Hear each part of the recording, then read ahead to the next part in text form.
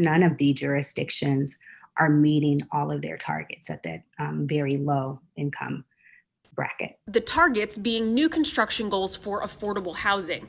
Heather Raspberry is executive director of HAND, the Housing Association of Nonprofit Developers. Today, they launched the Housing Indicator tool. It tracks how much new affordable housing has been constructed within 10 jurisdictions in the DC metro area over the last 2 years. Many of the suburban areas are struggling in that area of developing housing for their most vulnerable populations at that 30% and below. Below meaning 30% below the AMI, area median income, which for a family of 3 in Fairfax County is about $34,000 a year.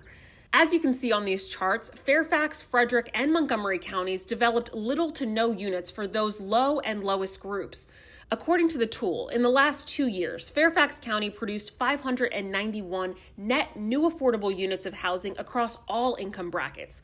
30 of those were for families that make less than $800 or less than $1,300 a month, respectively. In 2018, Fairfax County partnered with Virginia Tech to develop the community-wide housing strategic plan. The data indicated a need for 15,000 net new units affordable to households at 60% AMI and below over the next 15 years. In a statement to WUSA 9, the Fairfax County Department of Housing and Community Development says they've committed to building a third of the recommended units. Our community embraced a minimum goal of achieving 5,000 new units. To date, we have made substantial progress. Currently, we have over 1,700 affordable units built or in various stages of development, with many more being added to our pipeline, and are well on our way to achieving and surpassing our identified targets. So why does the chart say they produced 591 units in the last 2 years when the county says they produced nearly 3 times as many?